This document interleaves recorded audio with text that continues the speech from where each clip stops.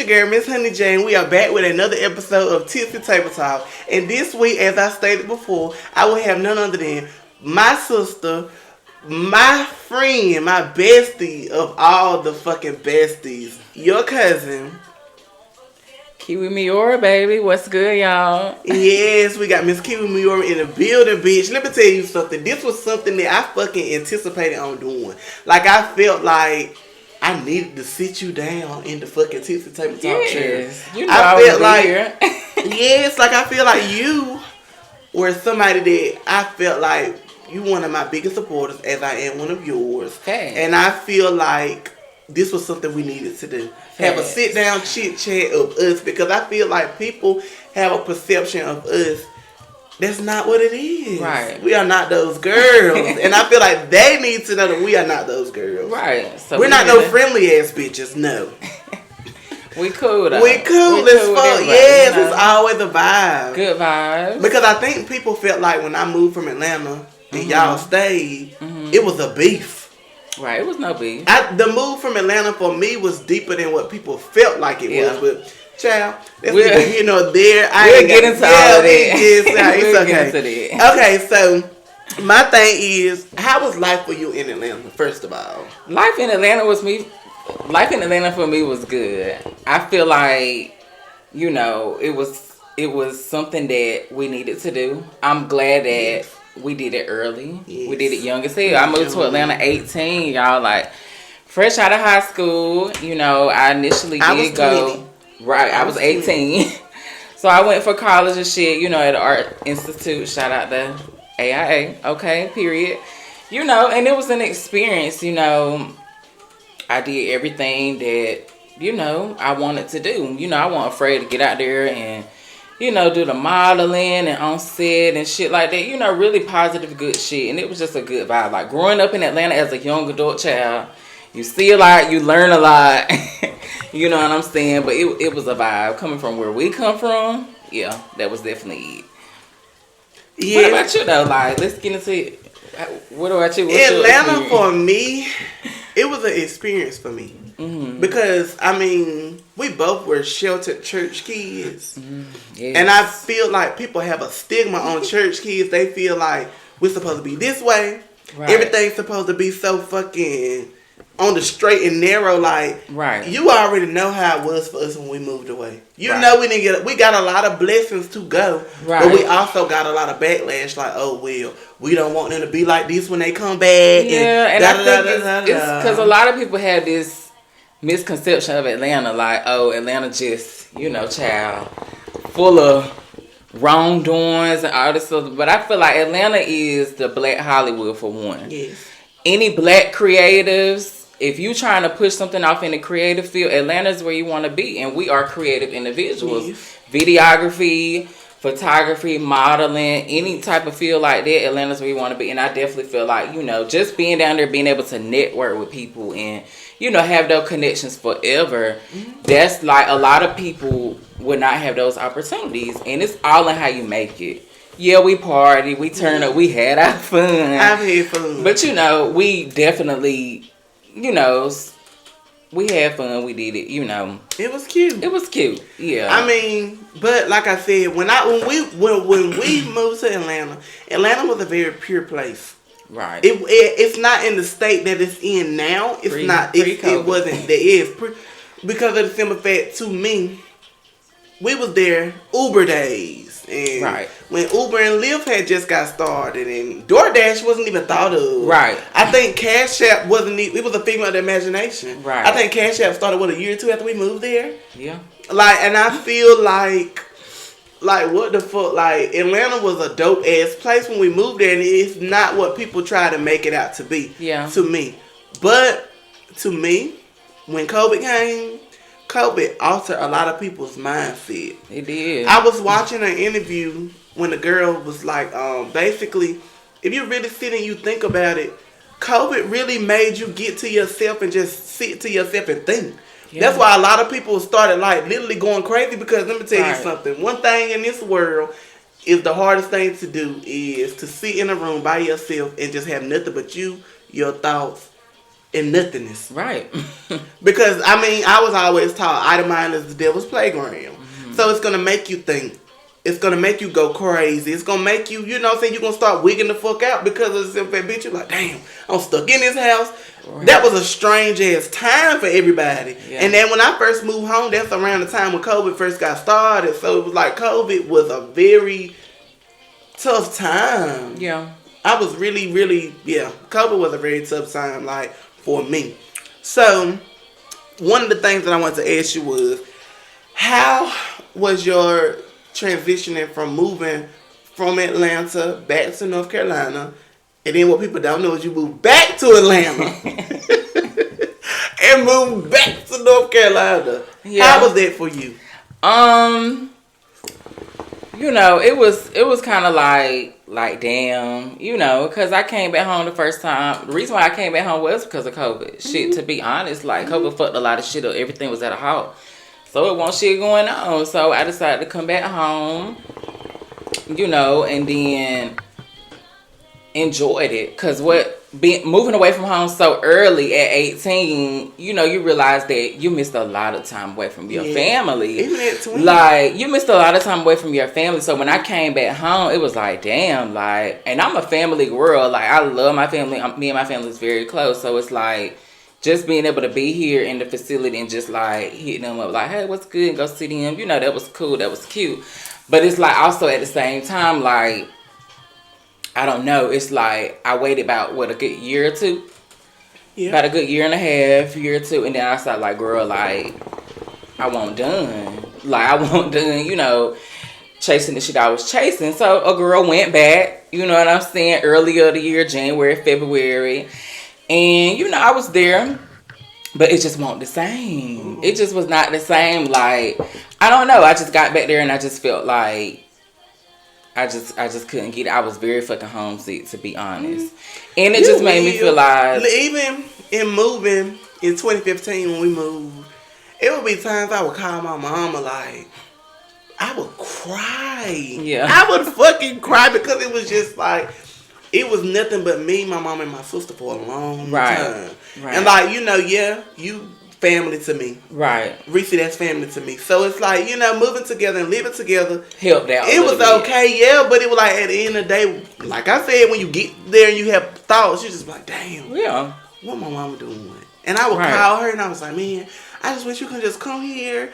And I just want you to see what I see. It was very, very sad for me. But we was in Atlanta for a minute. We was in Atlanta 5 whole years. You know what I'm saying? That's a long ass time. Yeah. You know what I'm saying? Like, so like, when it was, you know, decision to make and it was time to come back home and shit like that, it was like, okay, fuck it. Like, we was, at that point, we done explored Atlanta. We done experienced all the shit. So it was like, it won't new to us no more. You know, that'll always be our second home. It's always going to be my home. Where we can go back to. But people hate when I say these. Like, it'll always be a second home. This is home first. Right. North Carolina is home first. Because, I mean, somebody made a comment the other day, bitch, you can talk your southern ass off. You motherfucking right. I'm going to talk my southern ass off. I love the country. I love not even ham, I don't eat pork, excuse me. I love turkey necks and shit like everybody else now. You know what I'm saying? So, when you get back to that kind of shit, you can pull up on your grandma and your aunties and your mama and them.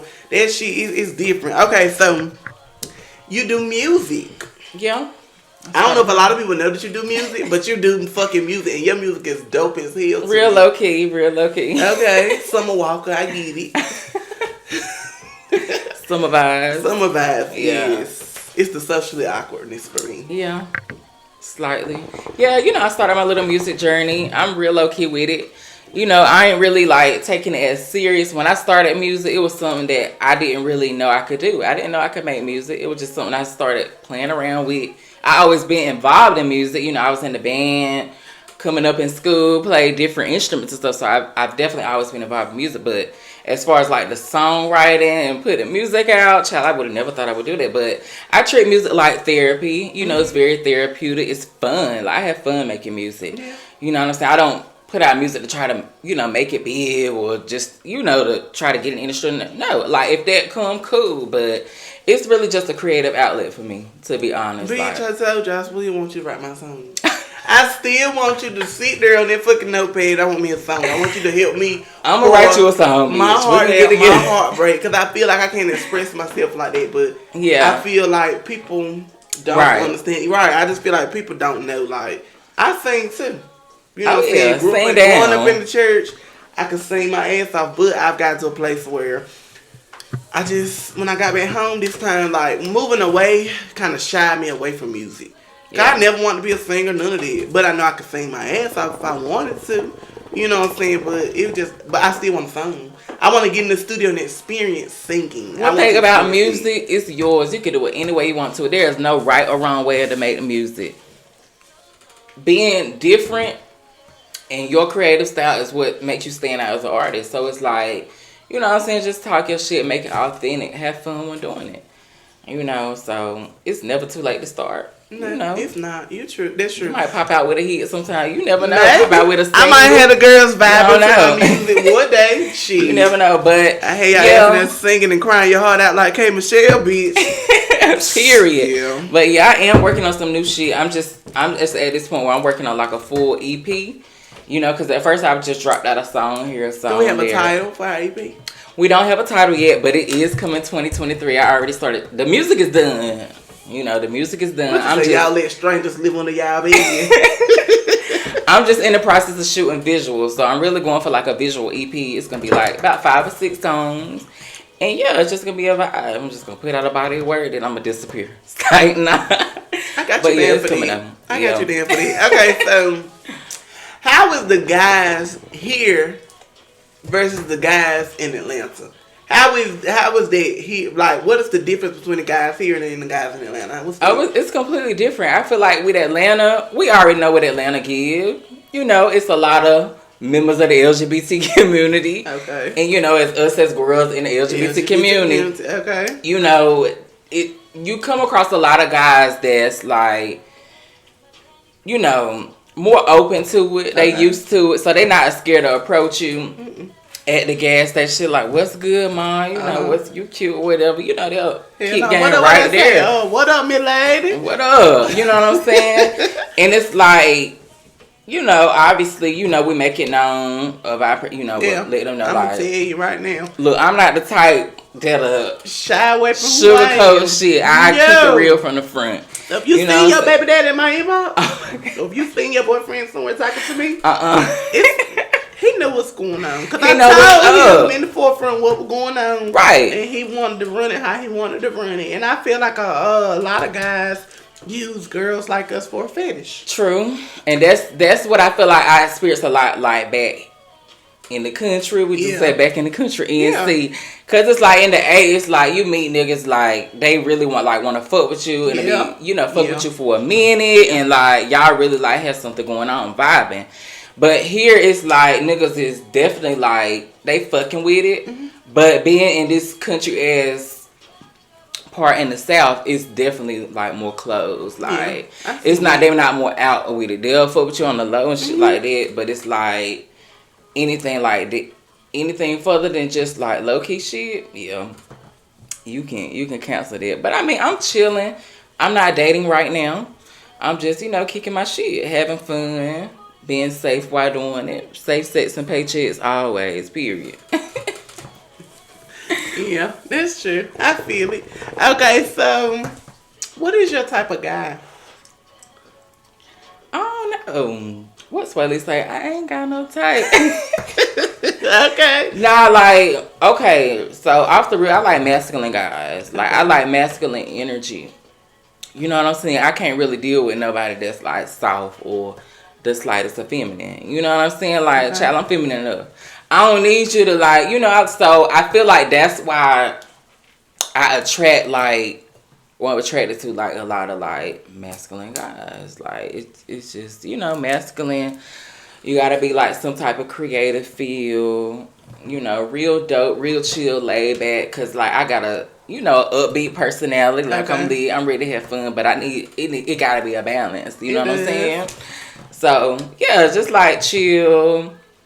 I ain't got really a lot of like hiccups or restrictions and shit like that. Just be chill, just be fine as full about your bag, about your business. Yeah. You know what I'm saying? I feel like a lot of these niggas not even a lot of niggas in the world. I feel like a lot of niggas in the world don't get to that bad. Let me tell you something. A woman is not gonna want you if you can't be a provider for her. No broke niggas for this bitch. Whether it's a special kind of girl, because I like to call girls like me special kind of girls. Whether it's a special kind of girl or it's a genetic woman, I feel like nobody wants a man that is gonna lay up.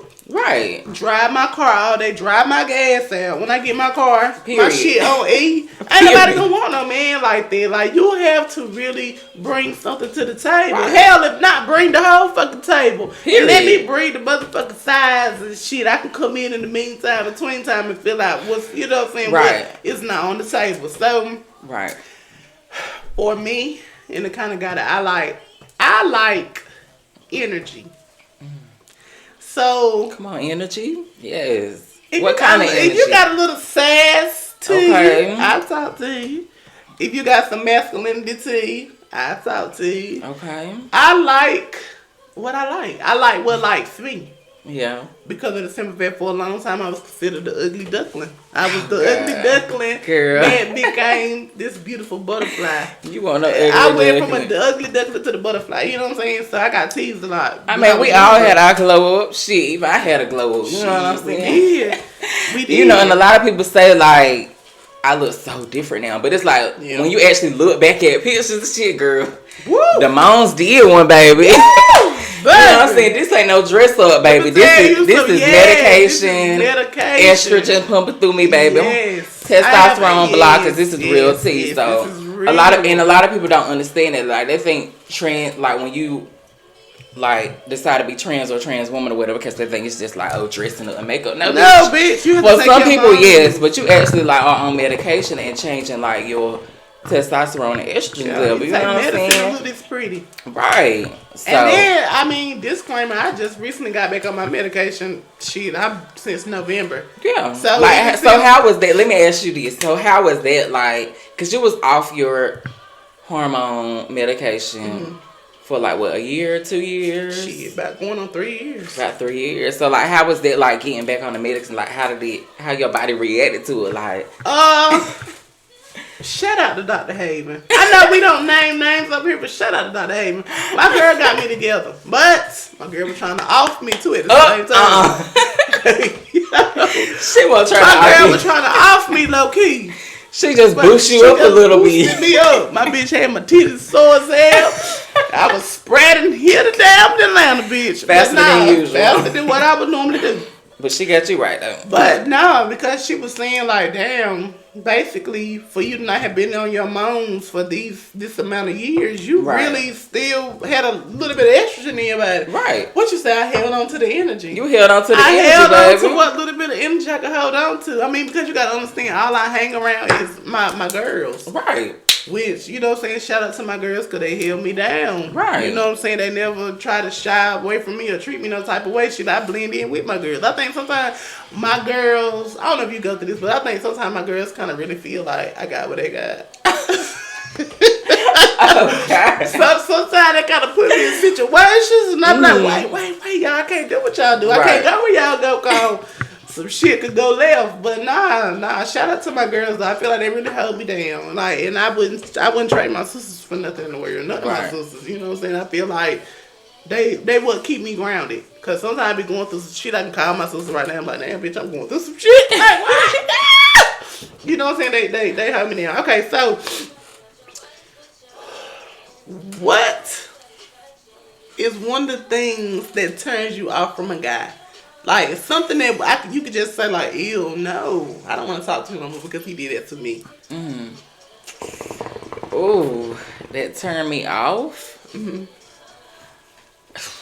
I would have to say, damn. Bro.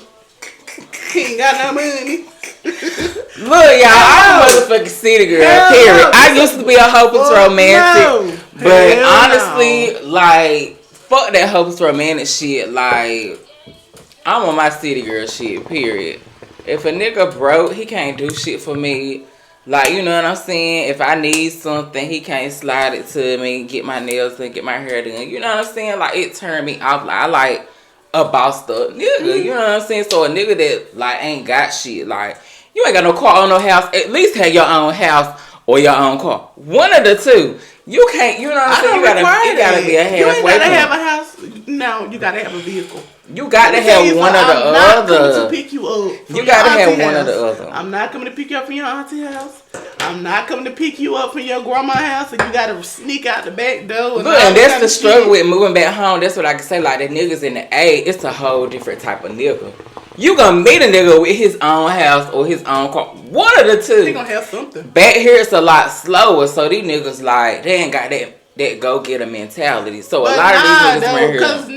Cause why it be 2 years into me talking to you, you still talking about, oh, I'm about to get a car next week, and then next week never come. What she say? Tomorrow never come.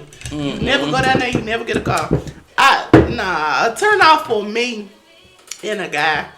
I'm big on hygiene. Oh yeah, you gotta be fresh. Because I smell good all the time, so I feel like a guy should smell amazing. Right. I feel like you gotta smell superior. You know what I'm saying? It don't take but 2 seconds to wash your balls. It don't take but 2 seconds to spray some cologne on. It don't take but 2 seconds. Period. Rub some lotion on them icy hands. Right. And shit like that. It don't take but 2 seconds to do none of that. Okay, so what would you consider your freak level? What is your freak level? Oh. What is your freak level? Baby, I consider my freak level, what's the level? 10 out of 10. You know, I'm definitely a freak for the right nigga. I'm very picky. You know what I'm saying? I'm very selective. But, baby, the freak level is there. You know what I'm saying? Like, if I'm feeling you, if the vibe is right, baby, it's you know what I'm saying? Talk to me. What you want to try? You know what I'm saying? Like, I'm all for it. It ain't too much hiccups for me. The only hiccup I can say, and I don't know why people love this so much, you cannot spit in my mouth. You can't spit in my mouth. Hold up. You can't spit in my mouth. Hold up. I can't get with it. Okay, so I'm going to say this. We're going to say this right here. I feel like you coming for me to spit in the mouth. First of all, you can't spit in my mouth. I'm sorry. Second of all, you don't let everybody spit in your mouth. Anybody, it's niggas I done been. You gotta do that. That gotta be something you do in the moment. That gotta be something that's done at the right moment, at the right motherfucking time. And he look good. He's smelling good. He fucking you good. And he might just look down, grab you by your throat and let it drop down. When that shit drop down, that shit gonna make me fuck the moment. I don't give a fuck who it is. You cannot spit in my mouth. You can do you can do other things in my mouth before I let you spit in it. And we just gonna leave it at that. Let me tell you something. One of my biggest turn off from a man, don't think you gonna come on my face. We're going to talk about that. Don't think you're going to come on my face. Why do you always want to do that? I don't understand. This is a question for the niggas. And y'all can inbox us. Y'all got a comment or whatever the case may be. You know what I'm saying? What is it about coming on a bitch's face that y'all love so much? Like, I don't get it. Been told I was pretty. Okay. So I get told because you're pretty, they feel like...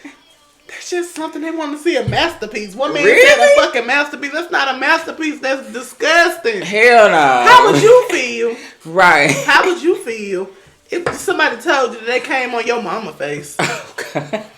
You be ready to whoop their ass. You be ready to fight them. That's how I feel when a nigga come on my face. Especially when a bitch got a full face of makeup. Like, why the fuck you want to mess up my makeup? Hell no. Fuck makeup. It was one of those things where I was doing what I was doing to a guy. And don't think I go bopping for apples all the time. Because that's what I was doing what I was doing. But nah, one time I was doing what I was doing. And this motherfucker was like, he was like, damn well, shit, you sucking it so good, you about to make me come. And girl, he pushed me back and pulled me together and batted on my face. Oh my God. Are you serious? Because that happened to me, I think, like one time. And the shit got in my eye. Bruh. When I tell y'all this shit scarred me for life. If motherfucking Hell yeah, that shit burned like fuck. And I had a motherfucking red eye for like a day. Oh yeah, he won't. He don't eat his fruits. This right. Drink his water. Yeah, Let me he tell you gotta something. keep If you're gonna nut on these bitches' face, or if you're gonna nut in their mouth, you know what I'm saying. Make sure you're drinking your water, and make sure you're eating plenty of fruits. Right. And taking your vitamins. Period. That's why. I like fucking with guys that go to the gym and is a health freak and all that kind of stuff like that. I love niggas like that because I feel like those kind of niggas are very self-conscious of what they put inside their body. Definitely. Like, it's bitches too. If you gonna have a nigga eating on you and shit like that, eating off in your womb or munching on your carpet or whatever you want to call it, you should be eating your fruit, drinking your water, and taking your vitamins. I think now in 2023, that's what we're going to do. We're going to eat our fruit, we're going to drink our water, and take our vitamins. Those are the three things that we're going to do in 2023. Because of the simple fact, you have to. Right. It promotes health. I think we should promote health awareness. Right. Definitely. I feel like health awareness is very important because that's why a lot of y'all walking around here fucking about to faint and pass the fuck out after you done drunk a shot of liquor because your sugar low. Now your shit. Lord forgive me. Lord, I'm not saying that. But I'm just saying, you have to be really, really careful and be mindful of the shit that you put inside of your body because your body is your temple. You are taught that even as a child, your body is your temple. So be mindful of the things that you put in it and the things that you put on it. Right. Okay. Okay. So what you got? What you got to say? What's good? Okay, so I got a question. So going back to, your transition journey or whatever the case may be as a girl. So like how has it been for you like in your family? Like, oh girl, how's that conversation going on? My family is not accepting of it. My family is very Baptist. We've been baptized and born again, Lord. You know what I'm saying? My grandma is a preacher. Right. So but my grandma is more accepting to me than my mama is. Shout out to Juicy. I love my mama. But at the same time, my grandma is more accepting to me, than my mama. I could like show pictures of my grandma like, well, this is what I wore when I went out of town, girl. Right. And she like, who you think you is? Yeah. Who you think you is? I think I wouldn't say it's more so they don't really fuck with it. At the end of the day, they fuck with you. You know what I'm saying? Yeah, so it's like, in the beginning, my mom was like set in stone, dead, didn't fuck with it, didn't want to hear about it, didn't want to see it or nothing. Right. But I'm a very headstrong child, and she understands that. And so the Aries in you. Yes, and then me and my mom birthday on the same day. So, but we night and day. She's more so meek and quiet to herself. I'm very open and out loud with what I gotta say, how I feel. Sometimes I say a little bit too much than what I supposed to. Right. You know what I'm saying? But at the same time, I still love her, and she still loves me. And my mom is one of those parents like, bitch, I can say what I want to my child, but you better not say nothing to my child or how I feel about my child. But period. 2017 to now current day 2023, me and my mama in a very better place. We are in a great I mean, I feel like it's a work in progress. Yeah, that's like my best friend now. Like, sometimes I can call my mom and talk to her about things that I don't talk to people about. Yeah. And my mama used to feel like, Dad, you don't talk to me about nothing. I'm like, girl, because we have nothing to relate about. But now that we spend the time together, she got to know me and I got to know her as me, as L'Oreal, and her as who she is. Right. She was like, you dope. Right. I got a dope ass child. You know what I'm saying? So now she'll call me and be like, oh well, I want to do my hair like this. What you think this is gonna be like? I'm like, girl, shit, do that shit. You know you pretty, you could do it. You know what I'm saying? So how is it for you? Like your parents? For me, it's the opposite. Okay, I ain't gonna sugarcoat it. Yeah. It's the opposite. Like my parents are very accepting. Even when I came out as gay or whatever, early high school child. It was a little like, whoa, like, okay, what's the, right. But it's been a very, very smooth process, and I'm very fortunate to have such accepting parents because I know a lot of people in the community, especially black people in the community, in the South, growing up that Christian household, that Christian mentality, it's supposed to be this and that, not this and that. You know what I'm saying? So it's a little different, but I feel like you know, if you can look past that and just realize like your child is your child, you know what I'm saying? You gotta love them no matter what. Right. You know what I'm saying? Just, you know, so it's been a smooth process. Like they've been very accepting and supportive, and I feel like that. I mean, but I feel like a lot of parents, and this is to all the parents, viewers, or whoever, I feel like love on your child and hug on your child. Make your child feel loved regardless of their situation, because you never know what you could do. I never battled suicidal thoughts, and all those kind of things, but it's a lot of people that do. It's a lot of people that take their life behind it. I got tougher skin than the average person. Right. When it comes to that, like being in this community, you got to have tough skin. Like you just got to have that tough skin. It's been times, shit, I had to go out at my mama's house, bitch. I was fucking going out the house one way, and bitch, I was putting wigs and shit off, coming back in the house. But shit, it is what it is. It is what it is. But now I don't have to do that. Right. So, you know what I'm saying? So I'm in a good place with it. Yeah. Okay, so. I know you don't want to talk about this, right? But we got to. Okay, so you recently had a picture that just went viral. You and your sister, my baby sister too, just went to the damn food truck festival in Myrtle Beach, and you had a picture that went viral with a lot of ha-has and kikis. A lot of ha-has, a lot of kikis. Talk about that. So when I seen the shit, somebody sent it to me. That was like, somebody sent me. That was like the way they text me. They was like, yo. They was like, you gotta. They was like, I hate you. They was like, it was a nigga that hit me up. They was like, you got a picture that went viral. I'm like, it went viral where? Because I'm like, well, what's the? And they was like at the food truck festival. So I'm like, okay. So I was like, who posted it? Like, where the fuck did shit come from? So they sent me the girl Instagram. And I went to it, and it was a thread of pictures. Some photographer out there, Molly, we're gonna call her Molly. Okay. Was just taking pictures of random people, and she just so happened to have like 1,000+ shares on the thread or whatever case may be. And in the thread, which was me and my sis, it was like an off guard.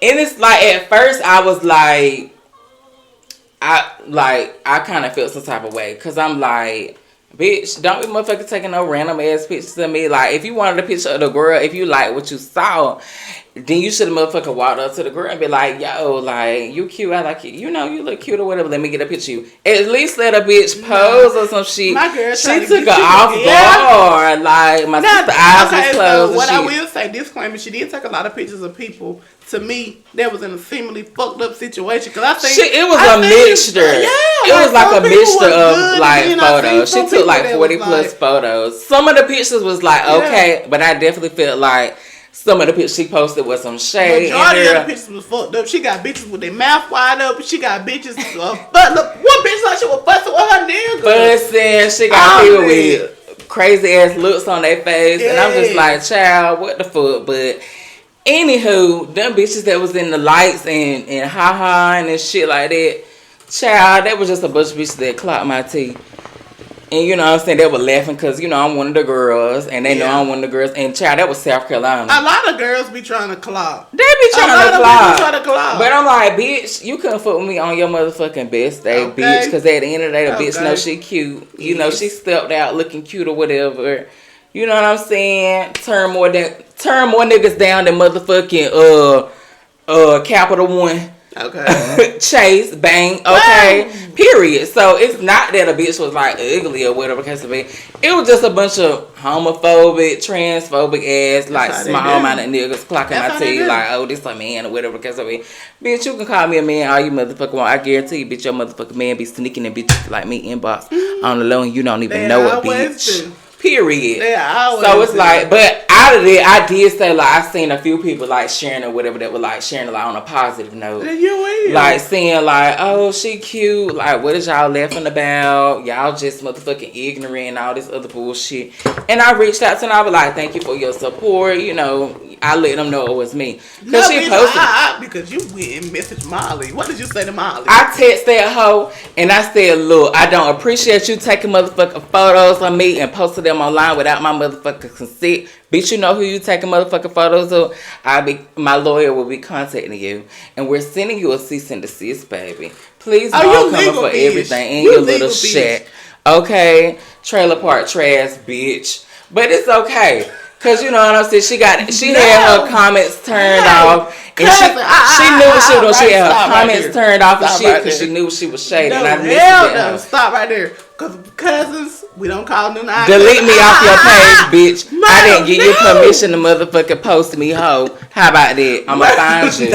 I'm coming back to Myrtle Beach, South Carolina. I'ma find you, bitch. No, okay, cousin, we're not gonna find you. We gonna find out. I'm gonna take a shot. We're not gonna find you, and cousin, you are not trailer park trash because here at the fucking Tipsy Table Talk, everybody is of love and of a sound mind and of peace, Lord, and we will not go in contact. I just want to talk. Disregard everything I just see. I just want to talk. Okay, that's all. I just want to talk face to face. Molly, you better go in the other direction.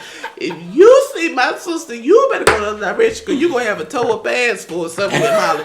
And cousin, I can't stop her ass whooping because when she gets started, that's going to be your business. And I'm just going to sit back and watch my man. Oh, you already know how we get. You already know how we get when the bitch get that mug. No, hell no. That's another story time for another day. No, because bitches like to turn up on. This bitch right here, she love to put us in situations that causes us to feel. Listen. Because of the simple fact, she is one of them type of bitches like she don't hold no prisoners and she loves to fucking throw caution to the wind. Bitch, I'm just not about no bullshit. I'm all about good vibes. But if you rubbing me the wrong way, if you feel some type of way, I'm not gonna do too much talking. Like, what's up? Like, let's just bang this shit out. Like, it is what it is. Now, you are a pretty girl, we don't fight. Fuck all that. We almost whooped bitches' ass down to Atlanta. When we first moved down there, bitch, we had a motherfucking call bitches outside. Begging bitches to fight. Bitches did not want to motherfucking fight. Like, they did. Yapping off on the mouth over some bullshit. Told bitches to pop out. They pull up at the motherfucking outside or whatever the case will be. Bitches stepping in when they get face to face. They like, oh, doing all this talking. No, bitch, it came out later. Fight. Let me tell you something. It came out later. The bitches said they didn't want to fight because of the big bitch she had with her. Let me tell you something. No, they thought that was gonna jump me. No.